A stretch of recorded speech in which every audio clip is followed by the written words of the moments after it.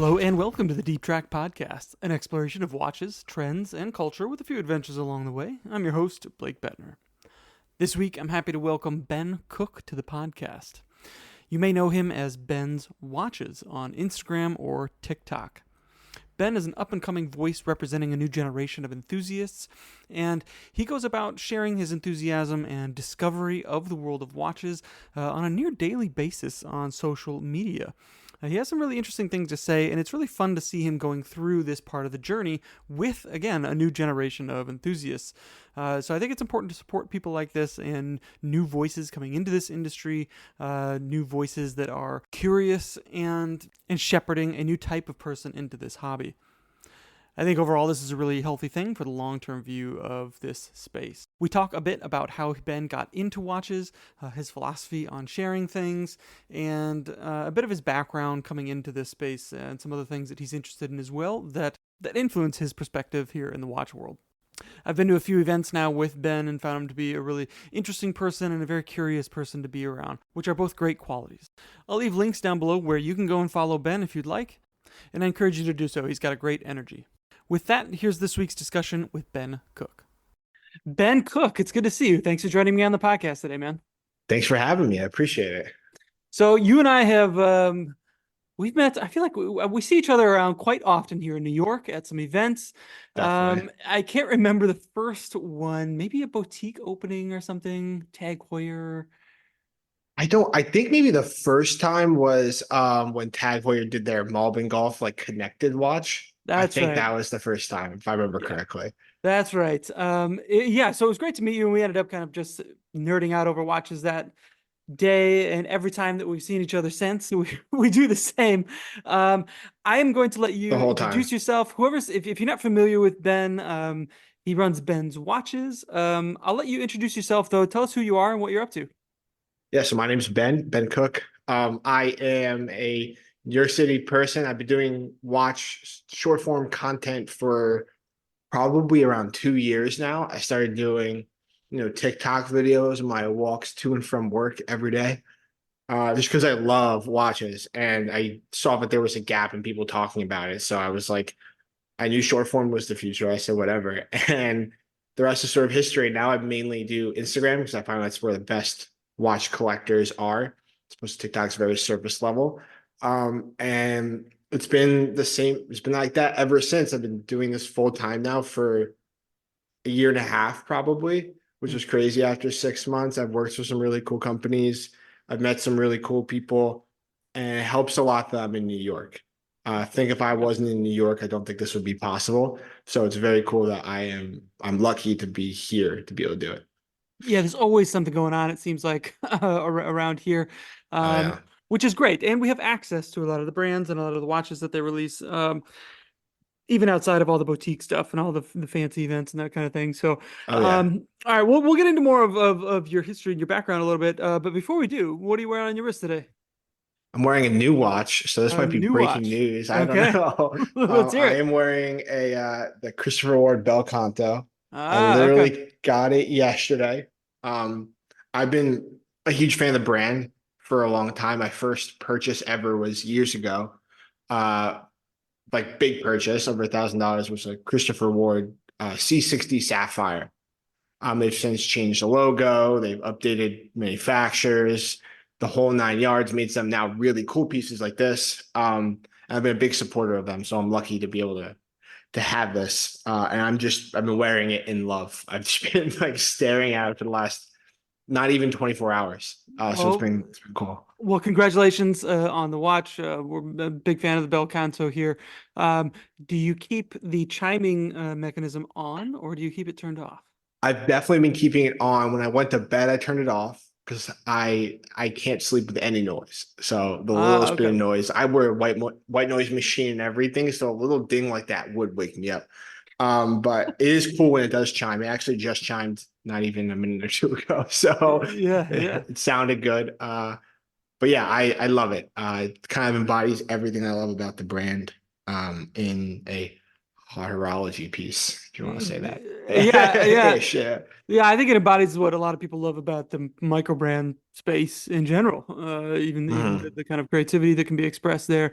Of course, they work with some great partners there, Christopher Ward, to be able to produce things like that and do it at a price that's like way more accessible than a lot of other, quote unquote horology Yeah. type Yeah, stuff. what So I this is not a selling, I'm not trying to sell the brand, but what I do love about them is they're very transparent on their pricing structure where yeah, you obviously don't see that anywhere else. So it's very cool, like, oh, it's only three times their cost, which to a lot of people might be like that's a lot, but that's really low compared to like every big brand. So it's just cool to be able to know yeah, that. Yeah. yeah. I really appreciate the transparency that they have, not only around that stuff, but like who they're getting help from, what kind of even movements they're using, and their manufacturing press, all that kind of stuff.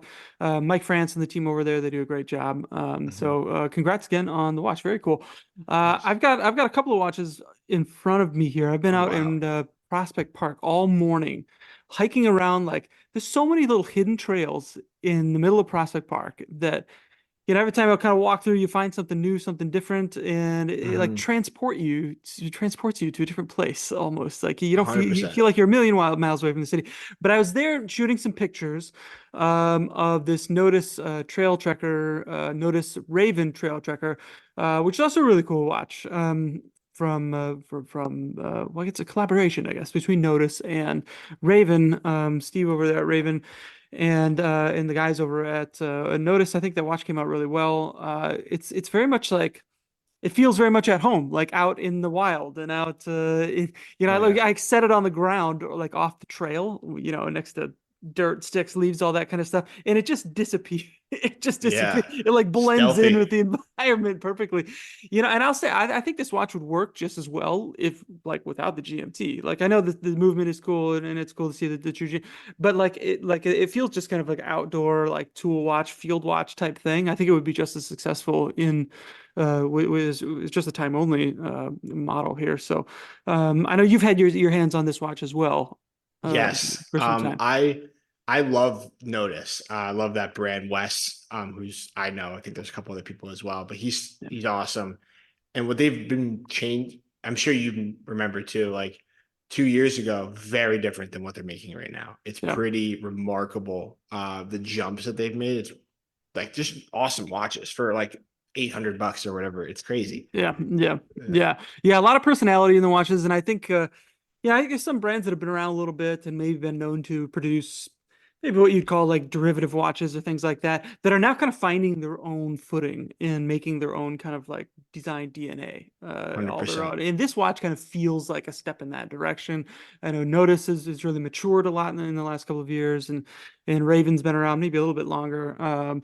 So I've been happy to spend some time with this watch. And I also have a watch that I'm moving on to after this from Aquastar, the Oh, Benthos 500, which is a chronograph of theirs that recalls the original one. I'm a big sucker for centrally mounted chronographs okay. that have no like sub-dial totalizers or anything like that.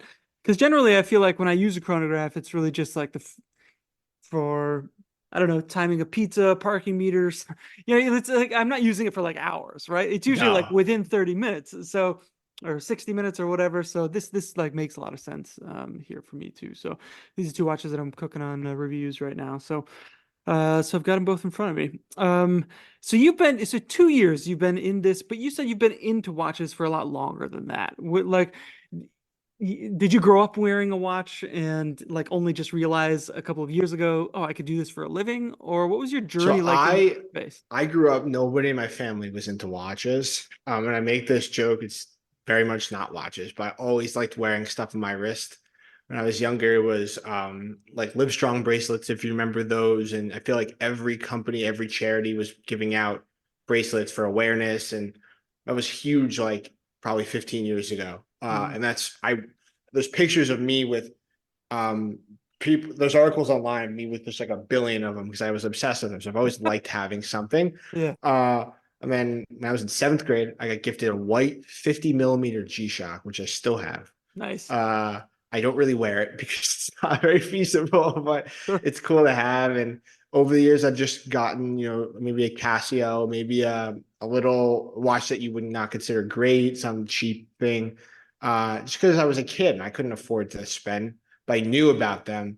And then when I got to college, there were kids that had some cool watches. I graduated college in 2020, so it wasn't that long ago that I really Sure. started getting into them. And it's been crazy ever since. So it pretty much started, I would say, my sophomore, junior year of college is when I started really getting into them. And then once I graduated, and then you get your full-time job, and then you can actually buy the watches you're looking at. That's Yeah. when you really get into it. So it's been not that long. It's probably been 5 or 6 years I've been into it. So I'm young in terms of loving watches, I guess. I don't know what you'd say. Well, like I like I like seeing people from your generation really come into the space and be enthusiastic about it. Like what, you know, yeah, I'm a bit older than you, and I try to remember back in, when I was in college or in high school, and what people thought of watches, or we didn't really have the social media stuff back then, not to Right. like age myself too much, but like how like your generation, what is their experience like around watches or coming into this space? Do they view it as like accessory type stuff, or fashion or cultural touchstones, or are there people that are really nerding out about the movements and complications and the brand histories and that kind of stuff? Or do you think it's kind of like somewhere in between there, and some of them will get into it for a little bit because of the trend cultural part of it, but then a few of them will stick around because they really get pulled in by like the mechanics of it and the nerdy stuff around it? Yeah, I would say this is from like looking for the younger, like I'm young, but like I'm 26 now. So like if you look at kids that are like maybe in college and high school, it's a lot about hype. So you'll see your classic moon swatch, your crazy color G-Shock, your like that sort of stuff that they get really into. But I would say like it's all about like maturity. And I think once they start getting older, they're like, wow, I'm in an office job. I can't, maybe shouldn't be wearing a moon swatch. Maybe I should upgrade. And I find more and more because of social media and why social media is getting so big, they dive into it and then they discover their own stuff. So they're like, oh, I dove in, I really like affordable watches. And then they discover some maybe like vintage affordable watches I get super into. Um, but I would say it's probably a mix. It's a little bit of hype, because people like the conversation. Yeah. And even I find now when I go to like a bar, and granted, like in New York City, for example, and with my friends, if people do come up to me, they're always wanting to ask, like, what should I like? Do you like my watch? Or and even you'll see people talking about their watches, like standing in the corner, like looking at them. And it's like a conversation starter and like a male accessory piece, but a little bit more elevated than like you wearing a hat. Like, oh, it's a cool hat. It's a little bit, I don't know. It's just all about education Yeah, if you're yeah. educated about it. Yeah. Do you feel like that you're still kind of like, I know it's been 5 years or whatever. Do you still feel like you're like at the beginning of your journey, pretty much? Like I'm sure that things are changing for you. Like the more that you learn all the time. That's one of the things that I love about this space so much. I've been doing this professionally for 15 years. I still learn new things all the time, and Oh yeah. in the experiences, like how other people, like what makes them enthusiastic about this space, I find really compelling myself. So I mean, like I can imagine at your phase it's kind of like you're there's a lot to learn, but you're still kind of like evolving kind of as you go, right? Oh yeah. There's so much I have to learn. And I think that's something that sort of gets lost. I think a lot of people think whatever you're doing in the industry, you think you know everything, but you don't. Like Yeah. I'm learning every single day. Like I knew nothing about vintage, and now I've been on a huge vintage watch kick because I met Eric Wind and Charlie Dunn from Wind Vintage, and they just threw me down a rabbit hole. And I got a Tudor Submariner and traded my modern Rolex for it. Like just like crazy stuff. You just discover things about it. And I think I've sort of been fast tracked a little Mm, bit, yeah, yeah, because I do it all day, every day for the last 2 years. So yeah.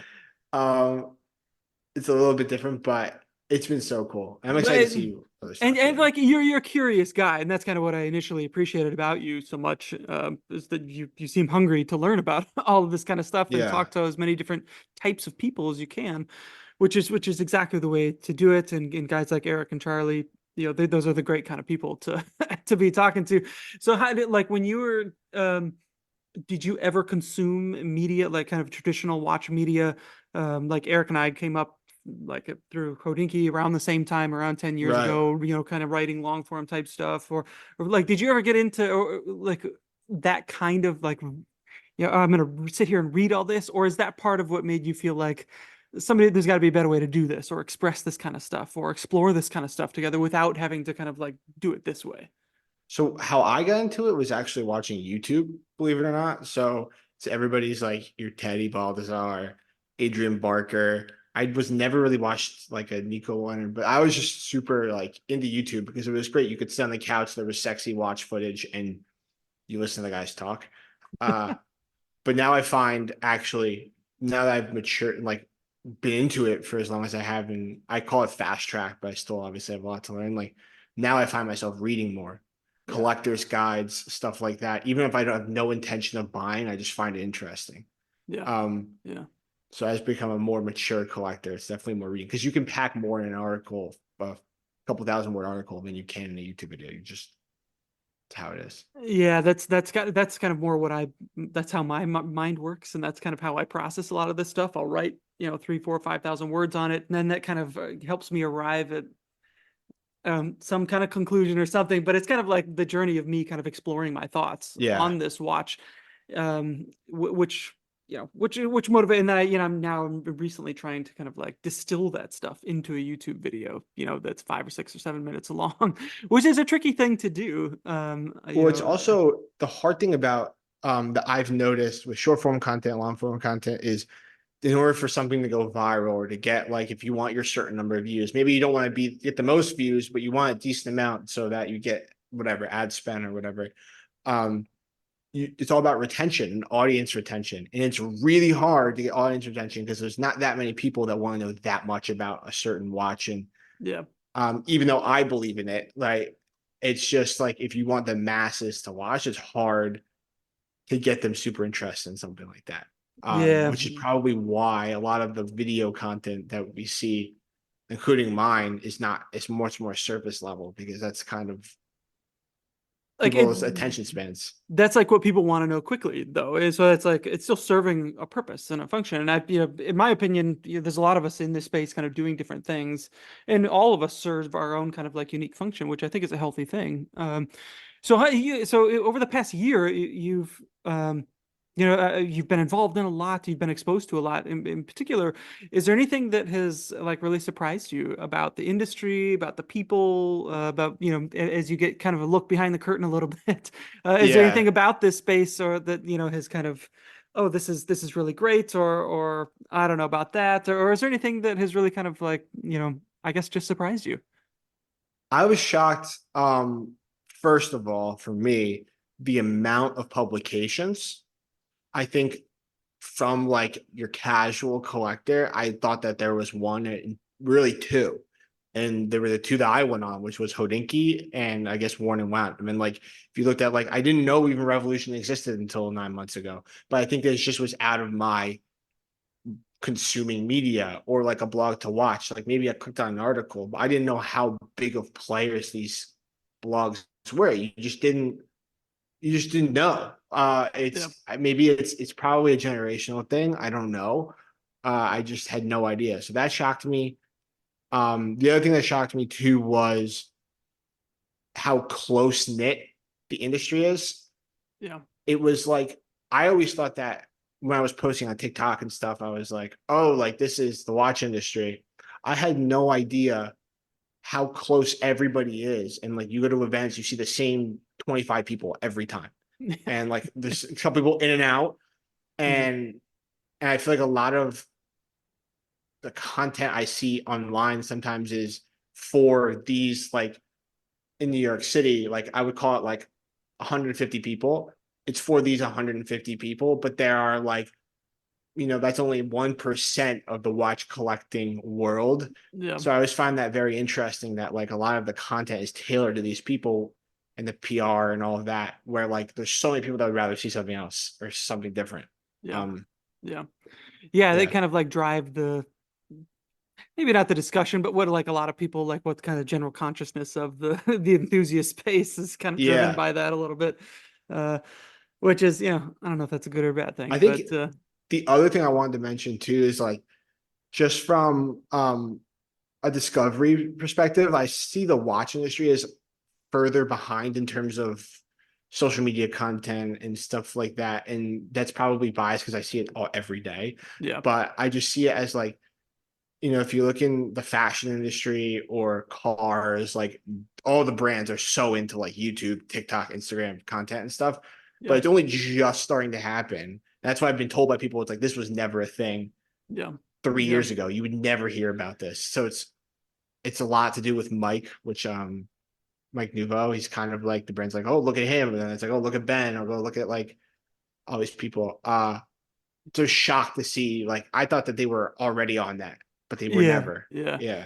It's a slow to move, and that's why I think I'm like sometimes I'm surprised by the people that I see kind of all of a sudden that I see everywhere.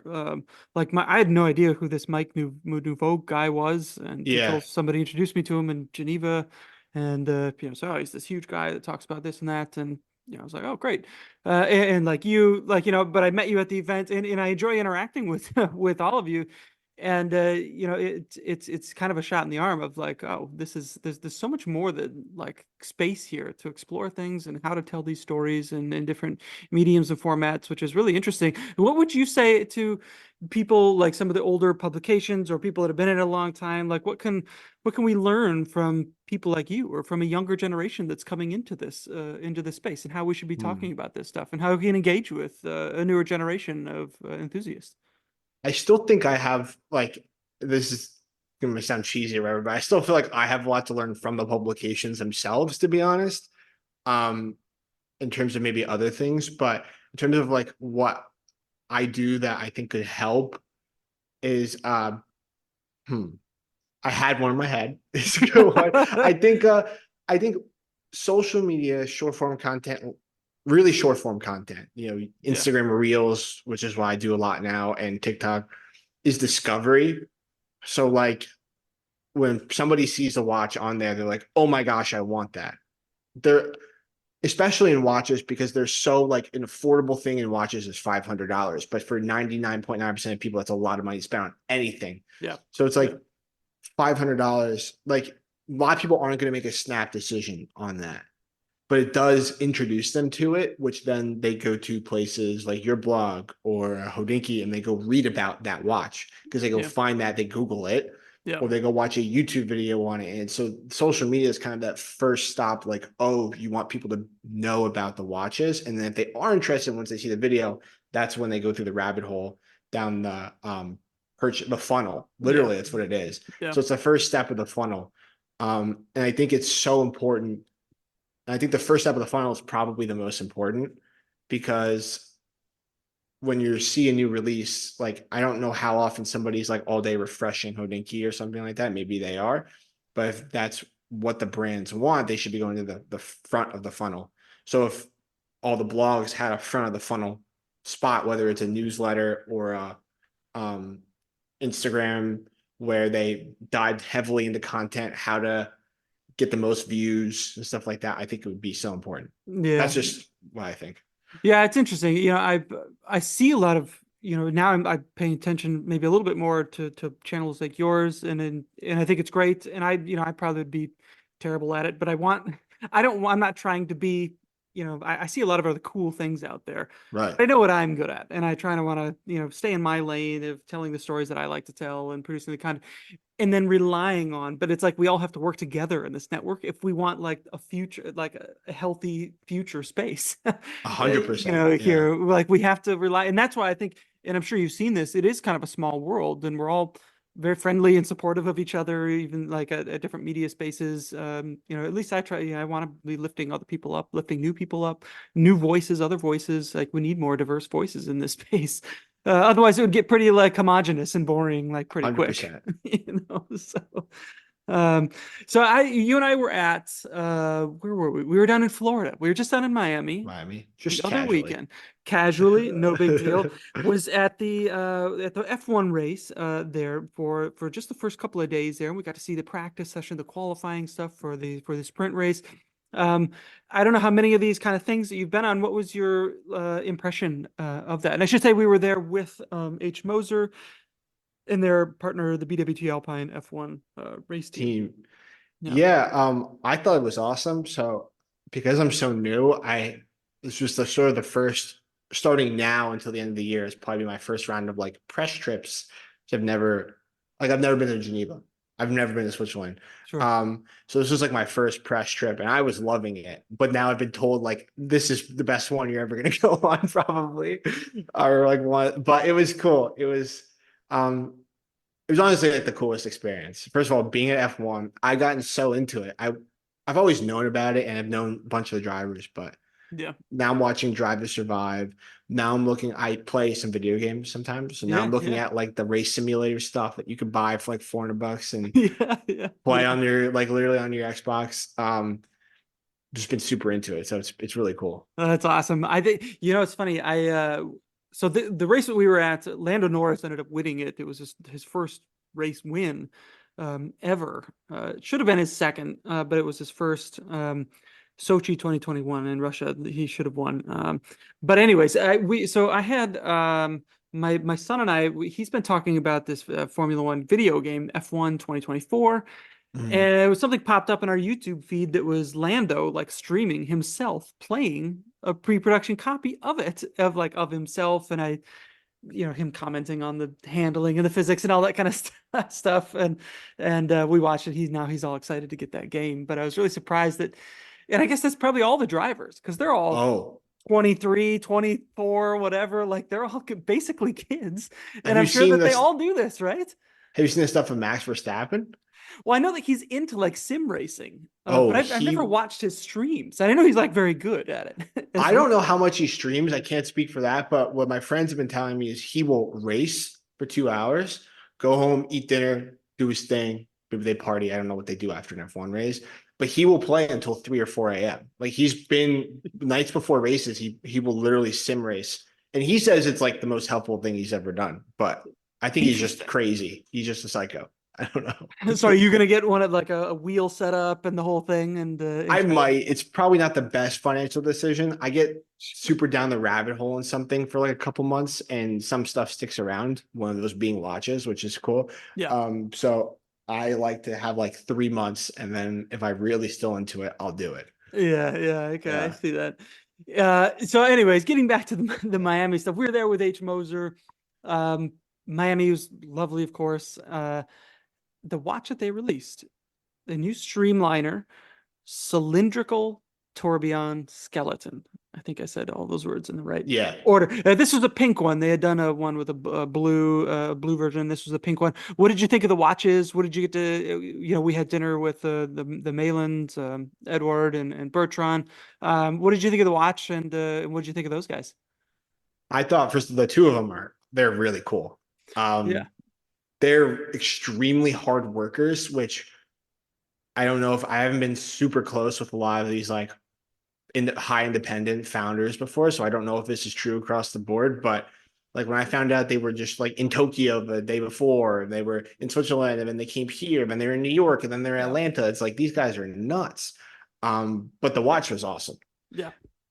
Yeah, the watch is really cool. I thought it was really awesome as well. I like it with that like the bracelet on the Streamliner I think is really neat, but it made so much sense on the wrist with that rubber strap on. Like It's you could one wear of the that most thing all day. comfortable It was great. watches I've ever. It's like it's like more comfortable than a G-Shock, anything I've Yeah. ever worn. Yeah. But it's this high complication craziness, which is so cool. Yeah. Yeah, I love it. I love it. So tell me what kind of watches that you enjoy or if you're going to build a collection, would you try to kind of Oh. theme it around like, dive watches from the 80s or a certain type of complication? Or do you kind of well, I like all kinds of different watches, so I'd want to collect like a little bit of everything. Or do you have anything that specifically kind of motivates you and how you think about watches? Yeah, I'm super into the little bit of everything. Sure. I love an affordable, like I have my like Brew Metric that's, $500 and I wear it all the time because I just love it. And I really like Jonathan too. Yeah. Um, and I love divers. I would say that's probably like if you had one watch that I could always wear, a diver. Yeah. Um, Yeah. I have a Tudor Submariner from 74, which I was talking about before, but that's my most worn watch for sure. Yeah. This one will probably get up there because I do Sure. love it. I'm Yeah. gonna get a couple different straps for it. Um, but I kind of am all over the place, and I maybe eventually I'll be like, I love Speedmasters, and I'll go down the Speedmaster crazy rabbit hole that there is. Yeah. But it's for me, the most important thing for me is how it feels on the wrist, which is sort of a weird thing to say, but I've passed on a lot of watches that I thought I was going to love, and I just didn't love the way it wore for me on my wrist, and Yeah. I I don't own it anymore because of Yeah. that, which is Yeah. weird, but it's true. That's a good thing to come to, like, to be conscious of. And yeah, I think a lot of people kind of have like the set of numbers, like diameter, the lug, the thickness, and they have these rules around, well, it has to be kind of within this for it to do well on my wrist. Even though there are watches that that could maybe fit within those numbers, but they don't feel quite right on the wrist for whatever reasons, because of how it's shaped or because of, where more of that material is around the lug or something like that. And there are watches that are kind of maybe a little bit larger than you think, or that Belcanto has a slightly large frame, Right. but it's perfectly wearable still. So I think these are the kinds of things that it's hard to say that until you spend some time with the watch, and those are exactly the kinds of things, like the good mistakes to make. Especially kind of like early on, of of really kind of just thinking about the, like, well, I want to be able to wear and get use out of my watches, because that's how they'll ultimately kind of build more meaning in them, like for you. And you seem to, I feel like you said to me in my that you kind of you like having fewer watches rather than having a ton. Oh Is yeah. that because you like to wear your watches, which I think is Yeah. a great outlook to have. I would say it's a double whammy. I think one, like if I'm not wearing the watch, somebody else is going to be wearing it. Why do I have it? It didn't really make sense to me. And also just from a monetary point of view too, it'd just be like it's just expensive to have Yeah. 25 watches. It just doesn't make sense for me. But like my Tudor Submariner, I probably for the last couple months, pretty much every day. Yeah. And then occasionally, if like I'm hanging around the apartment, I'll throw something else on. But the Tudor sub was like exclusive. This will add in. I can already tell that this will be added in for sure. But there's only certain occasions you can wear a Belcanto. You can't wear this everywhere. Yeah. Yeah. That's true. So you've got Yeah. and you mentioned like going down the rabbit holes when you discover something that you like. When I think back on my own kind of journey, it's marked by like phases of going down different rabbit holes that kind of deepen my appreciation for this or that. And all of them Mhm. combined have ended up kind of shaping like now how I think about what I put in my collection, the kind of watches that I appreciate. But it's always kind of like centered around that kind of dive watch. Um, you You're know, a diver guy. because I like dive Yeah. watches, and to me, it's kind of like Mhm. just the overall most practical platform. And some of them I dive in as actual dive watches, but most of them I just think are great all-purpose watches. And Agreed. one of the trends that I've noticed, and I don't know, maybe you think about this or not, but like the genres and how they kind of have these like archetypal designs that maybe a watch will start with, but a lot of, especially in the microbrand spaces, they're kind of blurring the lines between the different genres in interesting ways. Because at the end of the day, like, how many people are actually like divers or pilots or No. whatever? Like, not many people, right? So it really kind of marks like a design style more than anything that is like ripe for playing with. And I think this Notice Trail Trekker is like one of them. Like, it's, I don't know, it kind of like blurs a lot of lines It's to like me. it's definitely a GMT, but it's kind of got this diver look to it. Yeah. Stealthy. It's like I couldn't, but it photographs very well, as you probably saw. Like Yeah. even just taking a picture of my phone, I'm like, this is the easiest watch I ever photographed. Yeah. It's cool. Yeah. Yeah. Do you spend time on on like any of the forums, like Watch You Sometimes, Seek, or yes. okay. It depends on what so a lot of like the vintage stuff that I was getting into, like I'm super into the 1675 right now, Okay. like obsessed with it. Yeah. So I'm in those, I'm in the old Rolex forums, and I just like read about it just because if I ever see one at a flea market or something, I want to be able to tell like, wow, I just found a crazy good deal. You know what I mean? Like it's one of Yeah. those. Yeah. Yeah. By becoming obsessed, but sometimes, yeah.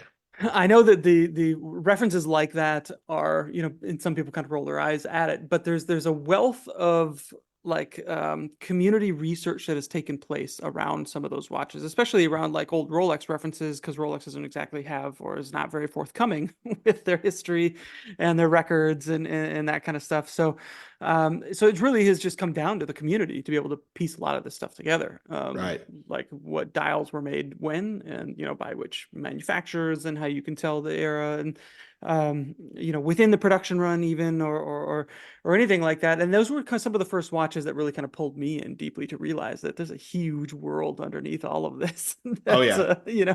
that I just want to discover. And the vintage Rolex forums in particular have some people in there that are just like uh I mean, just a wealth of knowledge They're around some of this kind of stuff. encyclopedias. It's absolutely crazy. So now when you like are doing research or you type certain things into Google, like you'll find some thread from 10 years ago about guys like talking about about it. Oh yeah. So I'm happy that it's all kind of still documented. And the 1675 in particular, I think is an interesting one. Not only from like the bezel productions, how they've have aged the different dial versions there, but also like the whole blueberry bezel type situation, which is whole Yeah. like rabbit hole on the vintage Rolex. So I still fall on the side of it, that it was not a official Interesting. Yeah. Rolex production. But who knows? Like those are, to me, those are really fun things to kind of like fall down those rabbit holes and learn. And a ton of the references in Rolex's catalog are like it, from old Sea Dwellers to the first Explorer 2s to Submariners, of course. Like each one of them has their own kind of like deep rabbit hole to to fall It's into. crazy. And you can just go in, yeah, one reference or even one, like you can just go into Matt Dial 1675s with fuchsia bezels or something crazy like that. And then there's also 10 different variations of that. It's like insane. I know but it's fun though. Like Yeah. I like nerding out around that, and it kind of keeps me motivated. And those are like the fun stories. And to me, it's like says something about the community, because at the end of the day, these things have to be about more than just like the watch itself. It's our Mhm. experiences, our relationships, and all that kind of stuff. And this, if there's one thing that I'm like envious of, it's when I see one of these old timers that just has like the one watch, and that's what's been associated with them forever, and all the people that know them and their children like associate that watch with them. Sometimes I worry that I don't have any watch that anybody will associate with me, because I'm always Yeah. wearing like so many different watches. But I don't know if I could be like a one watch guy at the same time. I don't know. It's like one of those paradoxes. It's hard. It's hard. Like I feel like it's always trying to scratch the itch. So it's really hard to scratch the itch when you're only wearing one watch all the time. Yeah. It's impossible. Yeah, Yeah. exactly. So where do you go from here? Like where's what does Ben's watches look like in 5, 10 years? Like, where does it go? It's hard. It's something I debate every single day. Um, for a while, I was actually selling watches, like reselling watches, because it was a way for me to continue to do this. Because and I sort of stopped that. YouTube's definitely on the horizon. Once I sort of find my footing and doing what I'm doing now, once I can allocate resources to that, Yeah. building everything up, making my own micro brand, which I'll be excited about. Vintage inspired, classic looking, timeless. That'll be cool. But when I do it, it has to be done right. So it's gonna take a lot of time to make sure it's done properly. Because it's a lot of eyeballs on it. And I don't Dude, yeah, that's super ambitious though. That's also like your own, like you have your own ideas in your head right now of, well, these are the kinds of watches that I would want to bring to life. 100%. Yep. Okay. Um, inspired by old Rolex models, but keeping it very much in my own design language, but in this 70s design language, but not copy. It's a hard to toe line to toe where Yeah. you don't want an homage, but you don't want it's so that's what makes it difficult. Yeah. And you want people to like it and you want it to be done right. Yeah. Yeah. So that's something cool. Like I have so many different crazy plans. YouTube, working more with the brands, interviewing. I would love to get more celebrity interviews, which is cool. I don't necessarily want to be a celebrity. That's not what I care about. Yeah. Um, not that I even have a shot, but it's not what I just don't like. I just like watches, but I like to interview. I like to see what they're thinking about, Yeah. because these are people that can afford to spend money on watches. So it's like, what are you wearing? Like, why? It's just cool. And that's why I would like to watch as well. Sure, sure. Okay, okay. Well, that I mean, that all sounds awesome.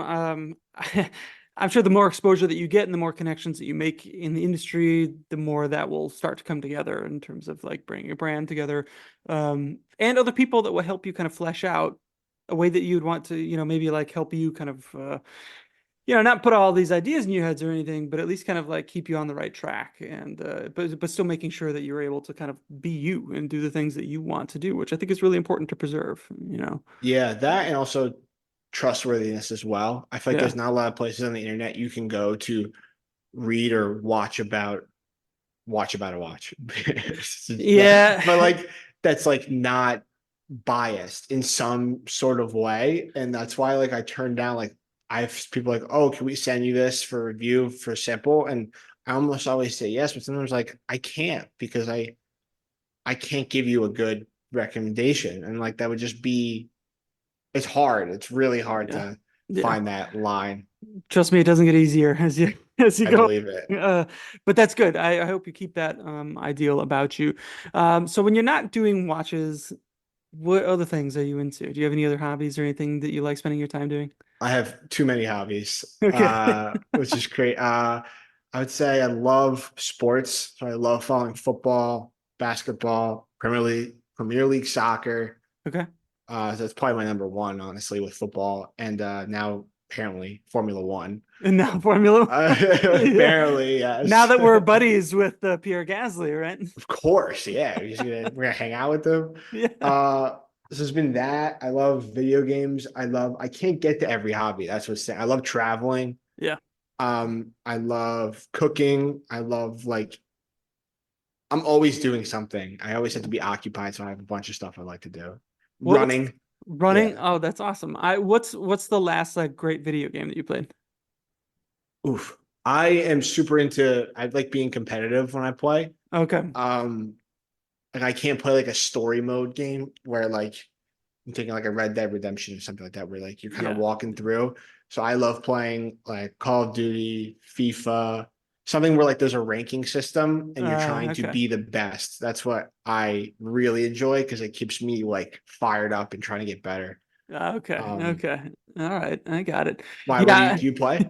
There are a few video games that I like to play. But for me, I do it like it's like a relaxing thing. So I like to jump into like some slow moving story or open world that Right. Fallout, Wasteland type situation and just kind of tinker around for for a bit. I don't know if I have the reflexes to.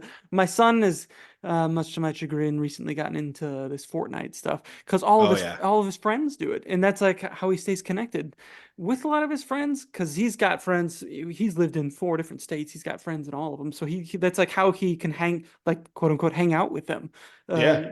Sometimes. So, and it's all like super fast moving, twitchy. But it's like you end up at the top at the end of each one, or I think that's how Yeah, it goes. you get ranked. I when that game came out, I was in college. And when you watch it, you're like, that's not for a college kid.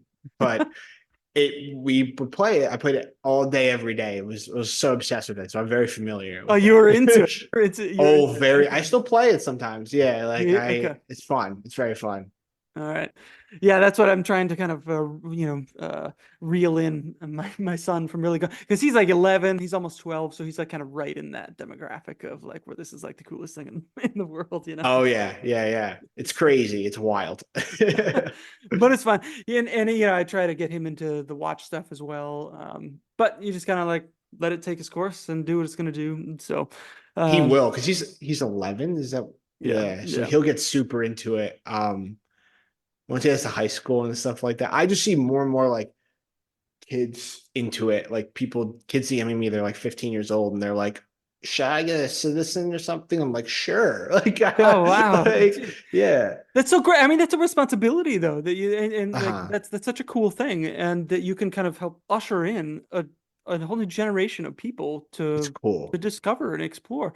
And some of them maybe it won't last the long term, or they're into it for this or that reason that will fade, but a handful of them will filter through and end up becoming Yeah. like where they're really into it on a certain level.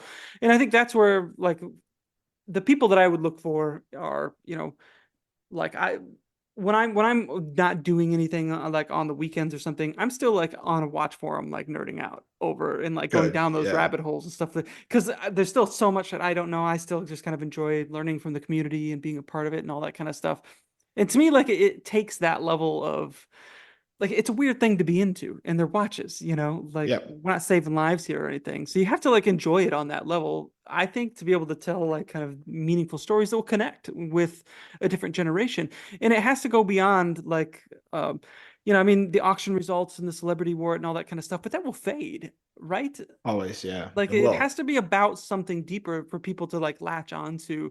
And like right now you're enjoying these vintage watches and learning about like the histories that they have and why some of them were made and who they were designed for, and they all have these great stories around them. And I feel like we have a Mhm. responsibility to think about the watches that we buy right now in the same way. Like we have to be the ones putting those stories into it and creating that like future history for a younger generation to Generation. discover and explore in the same way that you and I have with like the vintage watches right now. Yep. Um, but it's not something you can just plan on. It just like happens organically. You just have to wear them and use them, and then cool things will happen, right? Yeah. It's just a crazy industry. It's like nothing I've ever seen.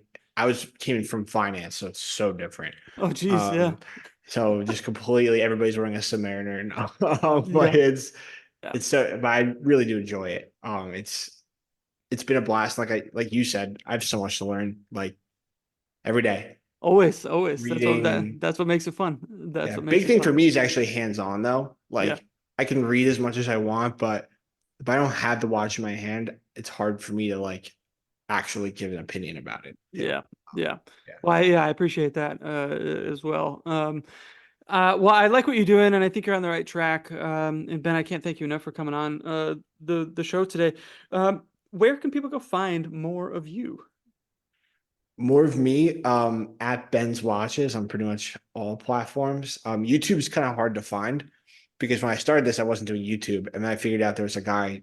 I don't know what his last name is, but he's Ben's Watch Club. That is not me, Okay. obviously. Okay. But he also, when I started doing this, it was mostly almost all affordable, and now I've kind of changed to what I like to talk about. Yeah. Uh, but it's just Ben's Watches, and I do mostly shorts on YouTube, but it's everywhere. That's what it is. TikTok's the same. Does TikTok use the same? I'm not on TikTok, so I have no Yeah, idea how yeah, it works. yeah. But it's the same like at Ben's. Yeah, Okay. I think TikTok might be at Ben's underscore watches, but if you search that, like I come up, my account comes up, so it's fine. Okay. Cool. Yeah, Well, I will put some links to all this stuff down below. So if anybody's listening wants to get more of you, they will thank have you. quick access to that. I'm really excited to see where you go from here, Ben. And if there's anything that I can do to help, please just let me know. Thanks, appreciate it. We got a All lot to right. work on. We got a lot to work on. Yeah, yeah, exactly. All right. Well, thanks again to Ben, and thank you for tuning in wherever you are. We've got a lot of great reviews coming up, so keep it parked on the Deep Track for more of that coming soon. That'll do it for this episode. Until next time, take care.